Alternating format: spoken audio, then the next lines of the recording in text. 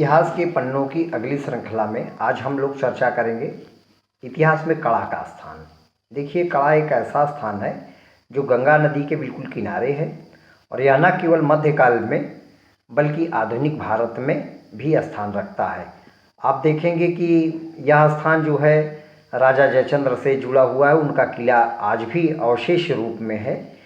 बल्कि आप देखेंगे कि मध्यकाल में जब खिलजी वंश की स्थापना होती है और यहाँ का सूबेदार बनता है अलाउद्दीन खिलजी, तो अलाउद्दीन खिलजी यहाँ के सुल्तान यहाँ का सूबेदार बनते ही यहाँ से आप देखेंगे कि एक युद्ध करता है 1292 में, और वह आक्रमण यहाँ से करता है भिलसा के लिए।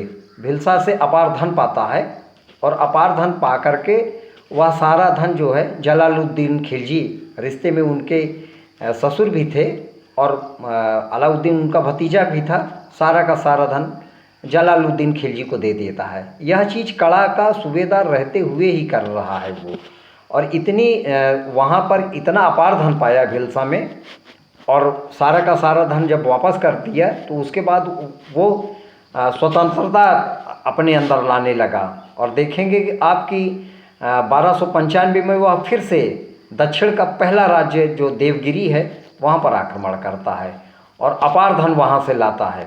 जब अपार धन लाता है तो उसके अंदर मोह आता है, और वह मोह इस तरीके का है कि वह निमंत्रण भेजता है जलालुद्दीन के पास मिलने के लिए, और वह धन भेजता नहीं है बल्कि यह कहता है कि इस धन को स्वीकार करो।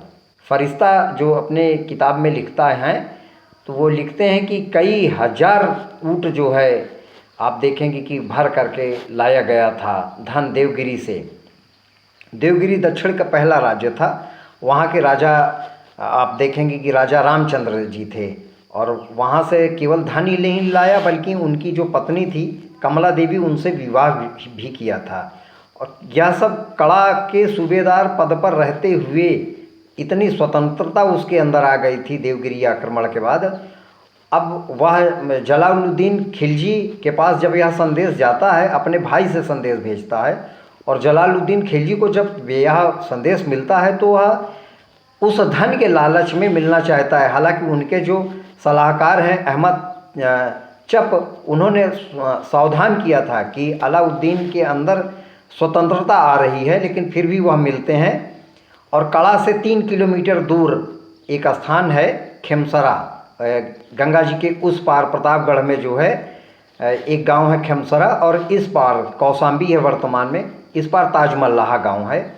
वहां पर स्वागत के लिए जो है अलाउद्दीन जाता है, और दोनों जब नाव जो है एक पास आती हैं तो स्वागत के लिए जैसे ही अभिवादन करता है वैसे ही अलाउद्दीन खिलजी का एक सिपाही है वह हत्या कर देता है, गर्दन काट देता है, और धड़ तो बोट में रहती है, नाव में रह जाती है, लेकिन सिर और ताज जो है नदी में, गंगा जी में जो है गिर जाती है। तो अभी जिया बर्नी जो है कह रहा है तारीख़ फिरोज शाही में कि सुल्तान के गले से खून अभी गिर ही रहा है कि सुल्तान बनने के लिए वह लालायित है। अलाउद्दीन दिल्ली का सुल्तान बन ही गया। अब सुल्तान के सिर को ढूंढने के लिए मल्लाहों को लगाया गया था। तो जिस गांव के मल्लाहों ने ताज ढूंढा वह भूमि, उस गांव को राजस्व मुक्त भूमि जो गांव दान की गई थी, जो जिस गांव में ताज ढूंढा गया उसका नाम ताज मल्लाहा पड़ा, और जहां पर सिर मिला वहां पर खमसरा गांव पड़ा। तो ये 1296 की घटना है। अब इसके बाद अलाउद्दीन खिलजी दिल्ली सल्तनत का शासक बनता है।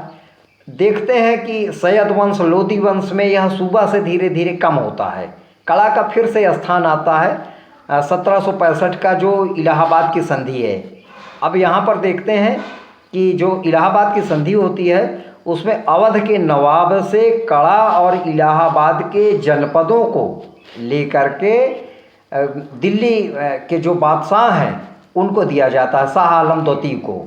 किसके एवज में? बंगाल बिहार और उड़ीसा की जो दीवानी मिली थी कंपनी को, अंग्रेजी कंपनी को जो दीवानी मिली थी उसके बदले में अवध के नवाब से कड़ा और इलाहाबाद के ज़िले को ले करके दे दी जाती है। मतलब कंपनी कुछ नहीं देती है अवध के नवाब से, तो जनपद के रूप में उल्लेख होता है 1765 में। इतना जो है ह्रास होता है कला का। कहाँ सूबा रहता है, इतना बड़ा सूबा कला, और कहाँ पर अब 1765 में वो जिला बनता है।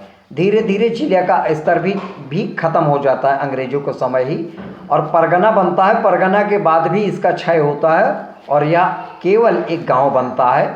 वर्तमान में यह अब नगर पंचायत का दर्जा पाया हुआ है, लेकिन यहाँ पर इतना पिछड़ापन है कि ना तो यहाँ पर अच्छी कृषि है गंगा नदी के किनारे होने के कारण, ना ही यहाँ पर पशुपालन है, ना ही यहाँ पर उद्योग है, और ना ही किसी प्रकार का कोई रोजगार है। शिक्षा और स्वास्थ्य में बिल्कुल भी पिछड़ा है। इतिहास में इस तरीके पिछड़ता हुआ चला गया यह पंचायत। बस कलाम का यही एक दर्शन है।